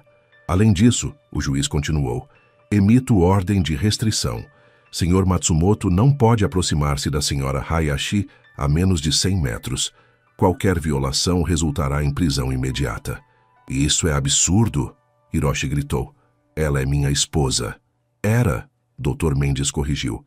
E recomendo fortemente que aceite esse resultado, porque se continuar, as evidências de extorsão e abuso serão encaminhadas para a promotoria criminal, está claro? Hiroshi não respondeu, apenas encarou Yuki com ódio puro, mas desta vez ela não desviou o olhar. Desta vez, ela venceu. Os dias após a audiência foram surreais. Yuki tinha refúgio legal, ordem de restrição, documentação oficial. Pela primeira vez em 3 anos, existia legitimamente. Mas liberdade não era tão simples quanto uma decisão judicial. Hiroshi foi deportado 3 dias após a audiência. Seu visto foi revogado, processos criminais, pendentes no Japão. Mas suas palavras finais antes de embarcar no voo ecoavam. Isso não acabou, Yuki. Nunca acaba. Ele não pode fazer nada daqui do Japão. Kenji tentou tranquilizá-la. Você não o conhece como eu. Yuki respondeu. Hiroshi sempre encontra formas. E ela estava certa. Uma semana depois, a mãe de Yuki apareceu em São Paulo. Yuriko Hayashi tinha 60 anos, cabelos grisalhos elegantemente arrumados, postura perfeita. Mas havia algo quebrado em seus olhos quando finalmente se encontraram em um café discreto. Mãe, Yuki sussurrou, sentimentos conflitantes se chocando. Yuki-chan, Yuriko começou, voz tremendo. Minha pequena. Sentaram-se em silêncio constrangedor por longos momentos. Por que você veio? Yuki finalmente perguntou. Porque sou covarde. Yuriko respondeu, surpreendendo-a. Fui covarde quando você precisou que eu fosse forte. Fui covarde quando seu pai te vendeu. Fui covarde quando Hiroshi te machucou. Você sabia? Suspeitava. Via os sinais. Mas fui treinada a vida inteira a não fazer ondas, a preservar aparências, a obedecer. E agora? Agora seu pai está preso. As empresas estão falindo. Tudo o que ele construiu desmoronou. E eu... Yuriko limpou lágrimas cuidadosamente. Eu finalmente tive que olhar para o que realmente sou. Uma mulher que priorizou o conforto sobre a própria filha. Por que está me contando isso? Porque vim me despedir. E pedir, não perdão, não mereço. Mas que você saiba que sinto muito, profundamente. Eu que sentiu lágrimas próprias. Eu queria tanto que você me salvasse. Eu sei. E falhei. Completamente. Ficaram sentadas, duas mulheres separadas por escolhas e silêncios, unidas apenas por sangue e arrependimento. O que vai fazer agora? Yuki perguntou. Voltarei ao Japão, divorciarei seu pai. Começarei de novo, se possível, em minha idade. Yuriko sorriu tristemente. Você me inspirou. Mesmo quando pensei que estava louca fugindo, uma parte de mim invejava sua coragem. Não foi coragem. Foi desespero. Às vezes são a mesma coisa. Elas se despediram sem abraço. A distância emocional muito grande para pontes imediatas. Mas havia um entendimento. Um início de algo, talvez. Enquanto isso, Yuki precisava reconstruir uma vida real, não apenas existência escondida. Voltou ao restaurante Sakura, mas não como antes. Quero ser gerente, disse a Ricardo. Tenho experiência. Tenho documentos agora. E quero crescer. Ricardo sorriu. Estava esperando você pedir. Bem-vinda de volta, Yuki. Oficialmente. Kendi também fez mudanças. Transferiu gestão de alguns hotéis, passando mais tempo no Brasil. Não é por você, esclareceu quando Yuki questionou. Ou não apenas. É porque percebi que passei tanto tempo fugindo que esqueci de viver. E talvez seja a hora de estabelecer raízes de novo. Mas raízes eram complicadas. Um mês após a audiência, Yuki teve outro ataque de pânico. Desta vez, provocado por um cliente japonês que simplesmente lembrava Hiroshi. Mesma altura, mesma postura. Mariana a encontrou hiperventilando no banheiro. Pensei que tivesse acabado. Yuki soluçou. Pensei que estaria livre. Trauma não funciona assim, Mariana disse gentilmente. Não desaparece porque você venceu um processo. Ele cicatriza, mas as cicatrizes ficam. Então nunca estarei realmente livre? Estará livre dele. Mas a cura é processo, não destino. A terapeuta concordou. Você passou anos em modo de sobrevivência. Agora que está segura, seu cérebro finalmente pode processar o trauma. É doloroso, mas é cura. Yuki começou terapia mais intensiva. Grupos de apoio para sobreviventes de violência doméstica. EMDR para processar memórias traumáticas. Aprendeu que cura não era linear. Tinha retrocessos, dias ruins, noites de pesadelos. Mas também tinha avanços. Um dia, 3 meses após a audiência, Yuki acordou e não pensou em Hiroshi imediatamente. Foi uma pequena vitória, mas vitória. Outra vez, um homem levantou a voz no restaurante e ela não congelou. Apenas pediu calmamente que ele se acalmasse. Pequenos passos, mas passos reais. E sua relação com Kendi evoluía de formas inesperadas. Não era romance tradicional. Era algo mais profundo. Parceria forjada em compreensão mútua de dor e cura. Você já pensou em voltar ao Japão? Kendi perguntou uma noite enquanto jantavam. Todos os dias, Yuki admitiu. Mas voltar como fugitiva é diferente de voltar como sobrevivente. E ainda não sei se estou pronta para ser a segunda. Quando estiver, eu vou com você, se quiser.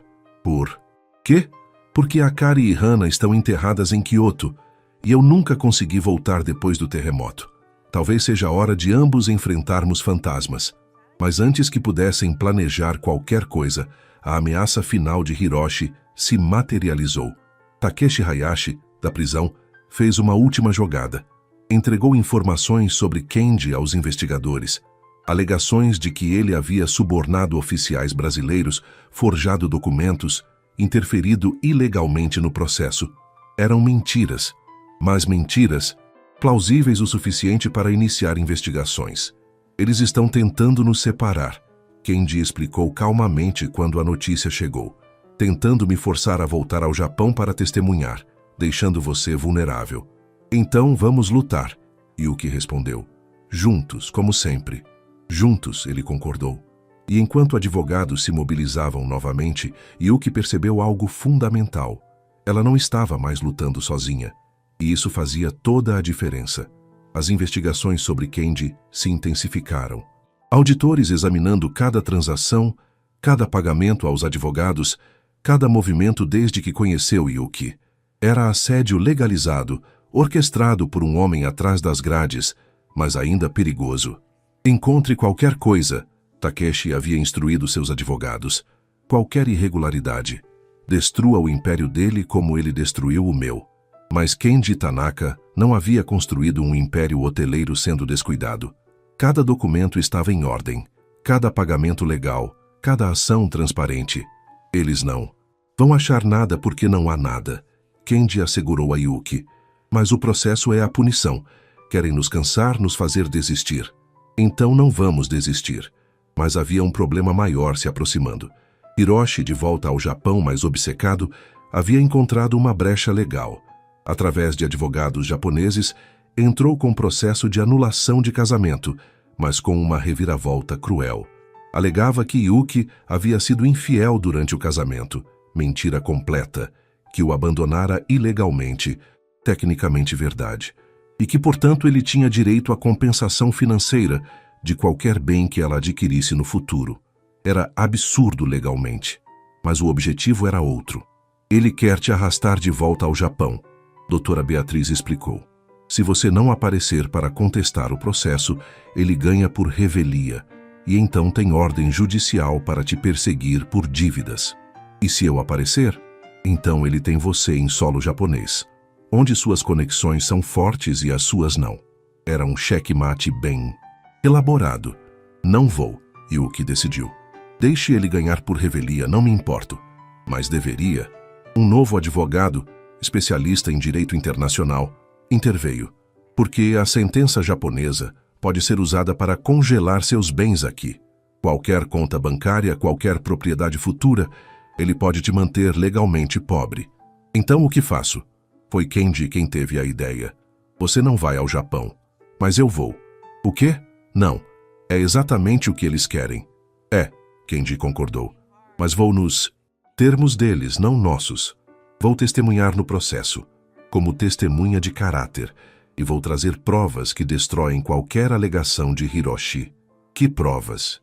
Lembra dos testemunhos escritos que coletamos, das ex-namoradas dele, dos conhecidos que confirmaram o comportamento abusivo? Kendi sorriu. Não um sorriso feliz, mas determinado. Vamos transformar o processo de anulação dele no julgamento público dele. Era arriscado, incrivelmente arriscado, mas também era a única forma de acabar com aquilo definitivamente. Yuki quis ir junto. Kendi recusou. Você em solo japonês é perigosa. Seu pai, Hiroshi, todos têm mais poder lá. Mas eu tenho dinheiro, conexões e imunidade como estrangeiro que você não tem. E se algo der errado? Então você continua aqui, segura, e vive a vida que conquistou. Mas nada vai dar errado. 2 semanas depois, Kendi embarcou para Osaka. Os dias que se seguiram foram agonia para Yuki. Kendi mantinha contato, mas era limitado. O processo estava acontecendo em tribunal fechado. Hiroshi havia puxado todos os favores para manter mídia fora, mas não contava com a determinação de Kendi. No 3º dia, Kendi testemunhou. E não apenas testemunhou. Apresentou o dossiê completo. Relatórios médicos documentando lesões de Yuki. Fotos. Testemunhos gravados em vídeo de 4 ex-parceiras de Hiroshi, todas com histórias similares de abuso. Meu cliente... O advogado de Hiroshi tentou objetar. Seu cliente... Kendi interrompeu calmamente. É um abusador serial documentado. E este processo não é sobre anulação. É sobre controle contínuo de uma vítima que finalmente escapou. O juiz japonês, um homem idoso e tradicional, não estava acostumado a estrangeiros confrontando assim. Mas as evidências eram inegáveis. Senhor Matsumoto, o juiz dirigiu-se a Hiroshi. Estas alegações são sérias. São mentiras de uma mulher vingativa e seu amante rico. Hiroshi explodiu. Eu nunca fui amante dela, Kendi corrigiu. Sou amigo e testemunha. Você a comprou, como compra tudo. Não, eu a ajudei.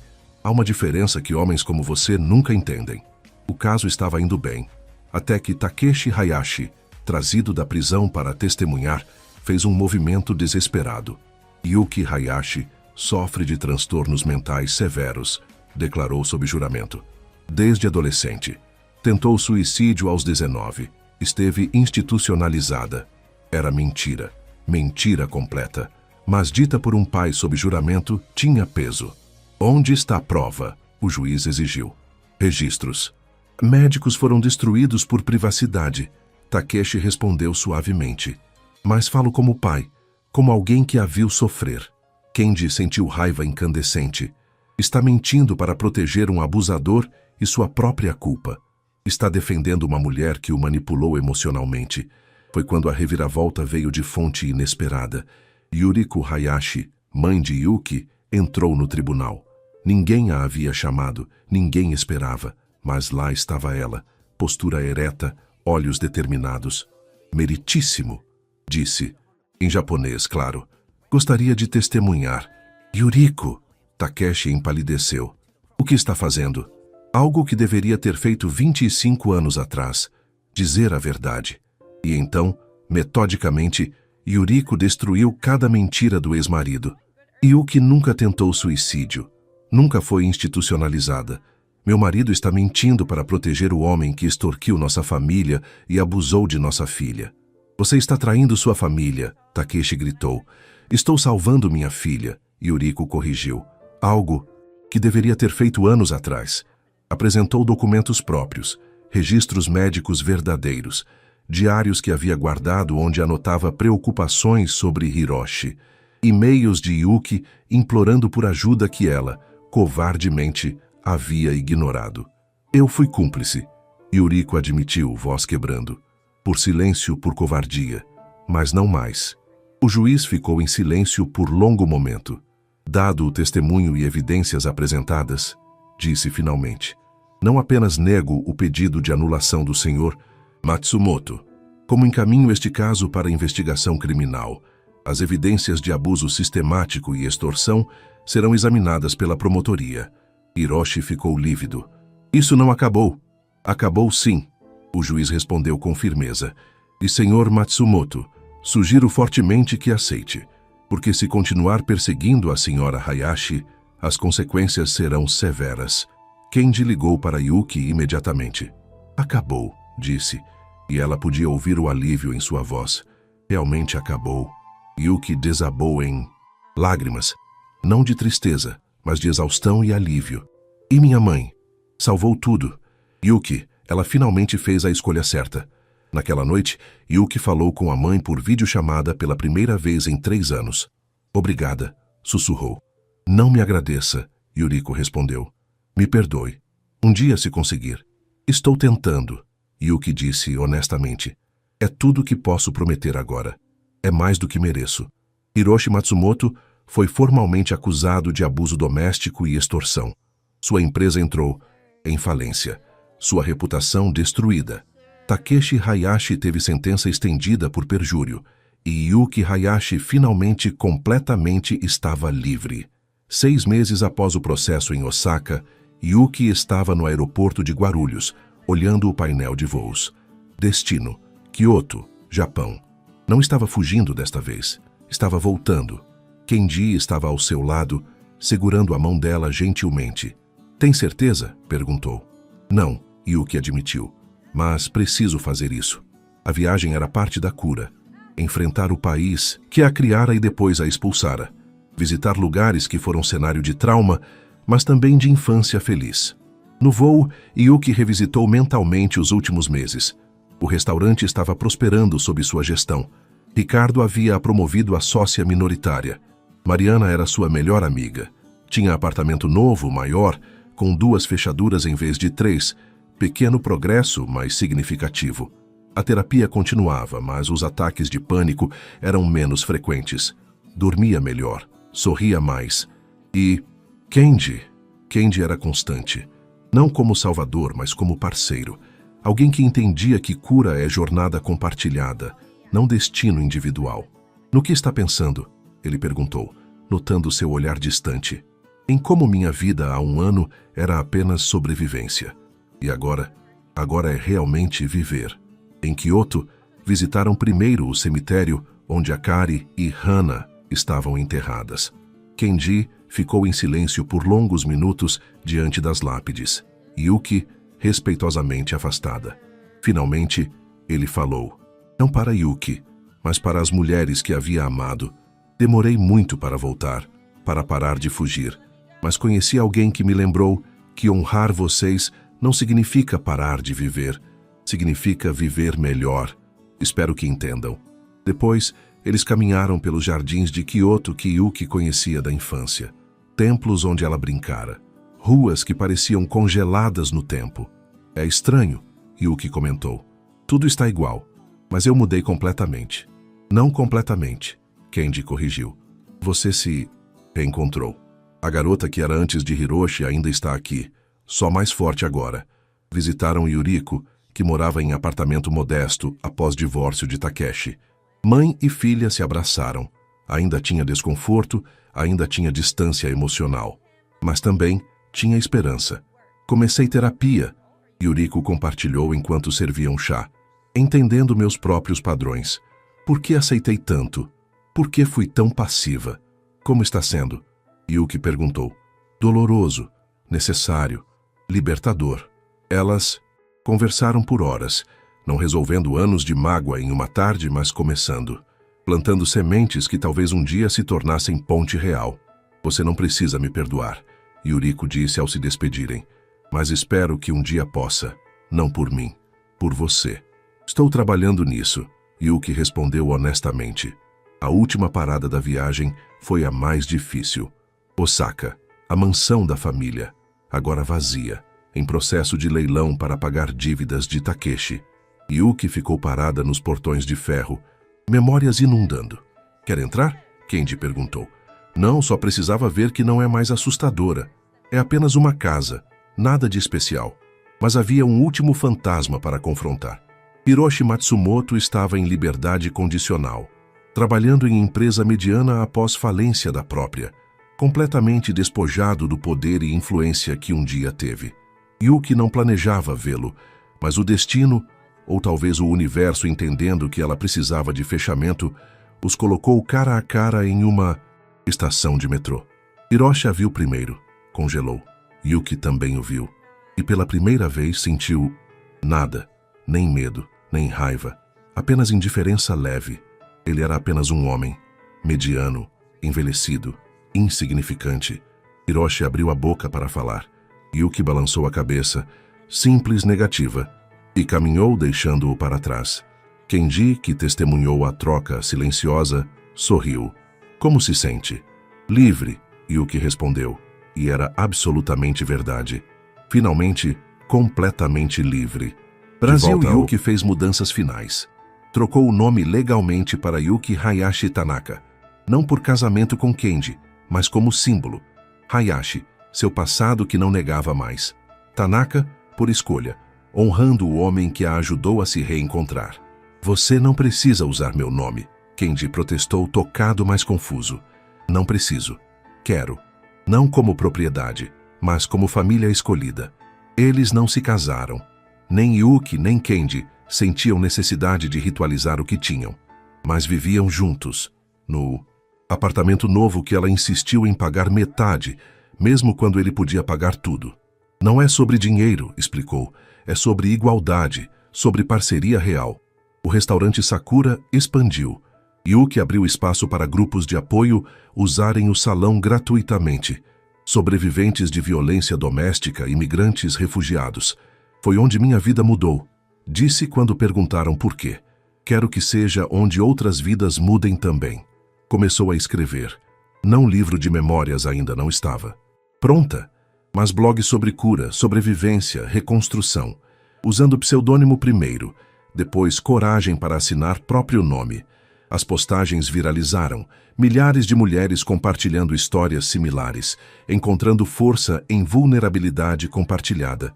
Você está fazendo diferença, Kenji disse, lendo comentários emocionados.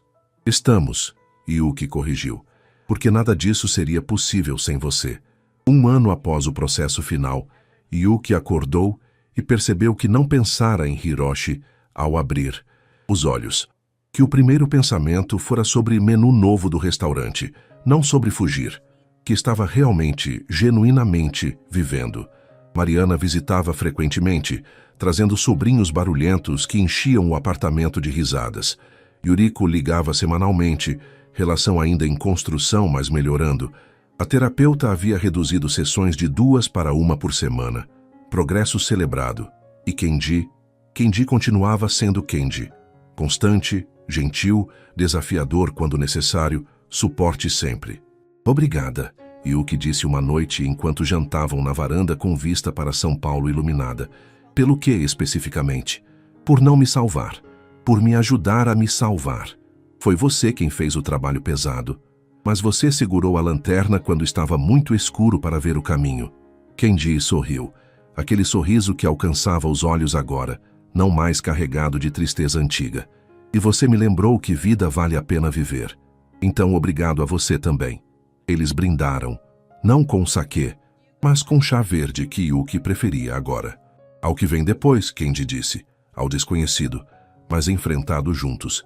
E naquela varanda, sob estrelas que testemunharam tanto sofrimento e tanto triunfo, Yuki Hayashi Tanaka permitiu-se sentir algo que não sentia há anos. Esperança. Genuína, descomplicada, bela esperança. Não esperança de que passado mudasse. Ele era o que era. Nem esperança de futuro perfeito. Ela aprendera que perfeição é mito. Mas esperança de que cada dia seria escolha. Escolha de viver autenticamente. Escolha de curar. Escolha de ser vista não escondida. Ela servira mesas por 3 anos com olhos baixos, escondendo-se à vista de todos, até que um homem escolheu ver não o que ela mostrava, mas o que escondia. E nesse ato de verdadeira visão, ambos encontraram salvação. Não porque ela precisasse ser salva, mas porque todos precisamos, eventualmente, de alguém que nos lembre de que somos dignos de serem vistos, de serem amados, de serem livres. Você vai escrever sobre nós um dia? Kenji perguntou. Talvez, quando estiver pronta, quando conseguir contar a história sem que doa. E até lá, Yuki respondeu sorrindo, sorriso que não doía mais, que não era forçado, que era simplesmente real. Até lá, vamos simplesmente viver. E viveram.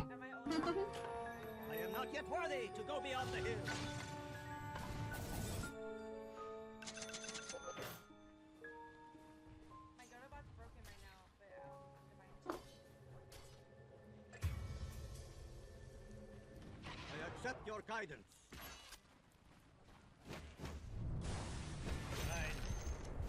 I go. So say the That's spirit- Of course. Your bottom tower is under siege. Shades, guide me. As the shades direct. Trap. As it pleases. Oh my gosh, can I? I pop my ult, please.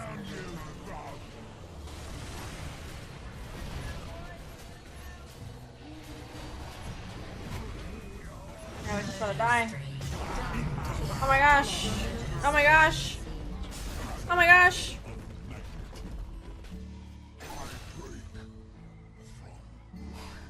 I hope you weren't close with your middle tower.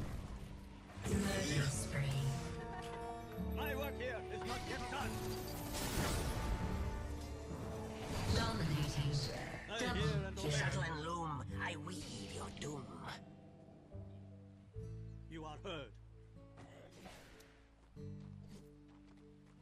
Dulce nominis forte cali.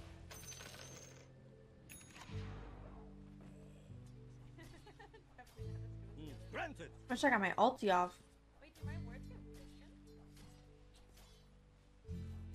Yes, Your middle tower is being attacked. as it please you. As you wish.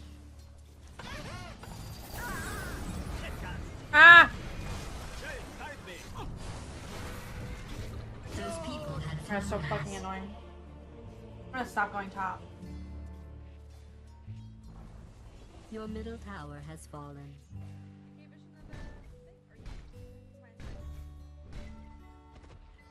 Your top tower is under siege. Forward.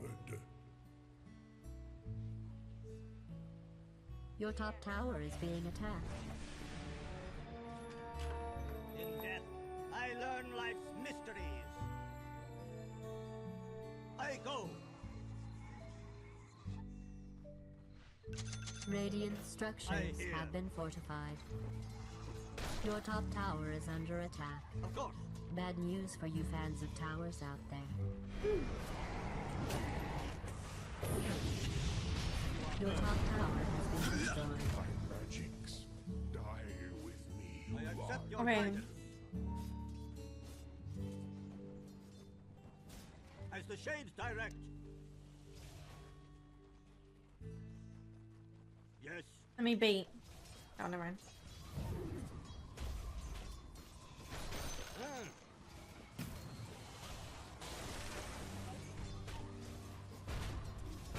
I accept. Your top tower is under siege. So say the spirits. The spirit moves me. Here I come. I hear and obey. Divine form for you. I'm under attack!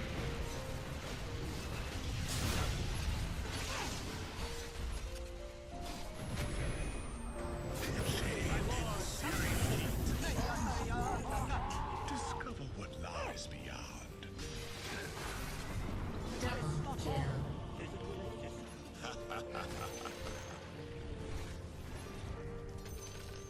What happened to the Your bottom epicenter? tower is being attacked.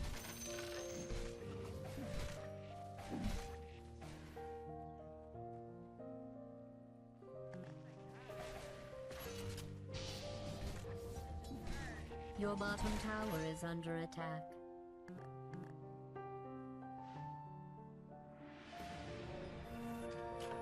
The shades restore me to the world.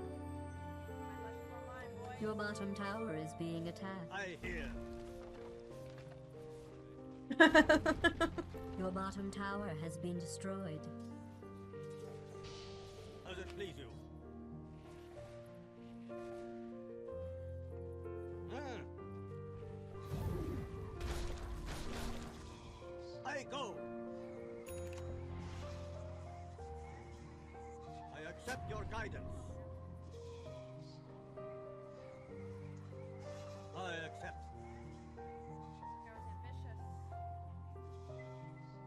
I hear and obey. As you Ow. wish. Help me! Guide me. Your bottom tower looks fantastic, by the way. Very firepower. Ah! Thus ends the lesson. But he used it there.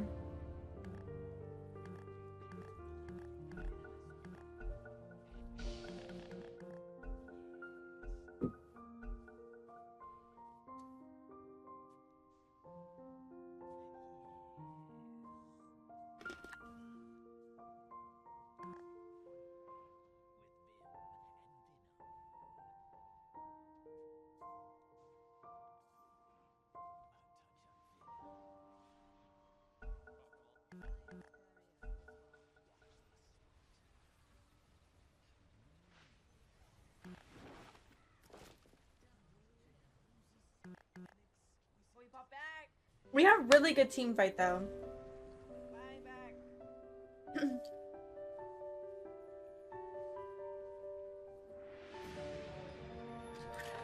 To read the future, That I blood need won't entry. come off. And we can just play together. You again.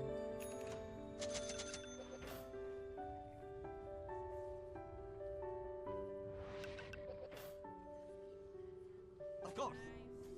Both these kids built greedy as fuck, so I'm confused as to who is my Your off top lane. tower is under siege.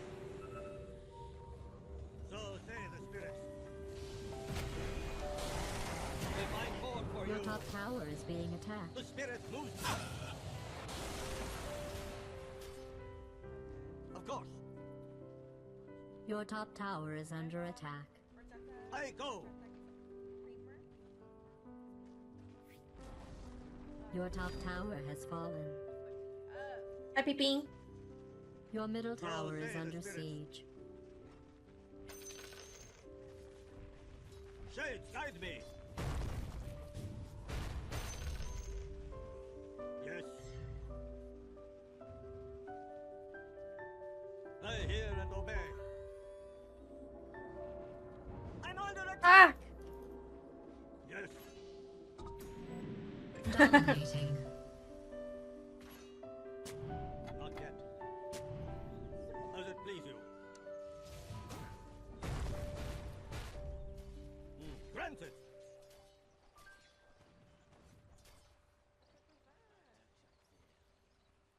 As the shades direct.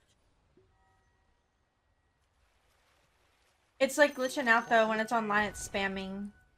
As you wish. Your middle tower is under attack. Make your peace. You are heard. Ah! Your middle I hear. tower is being attacked.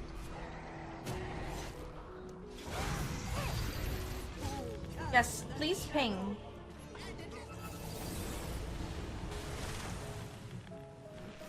Your middle tower is being attacked.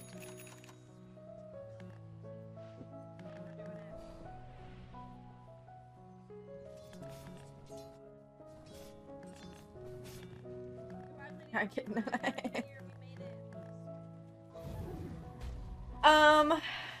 When the patch first came out, my games were going really, really well. Today, they're going very, very bad. I have seen the other side. It can wait.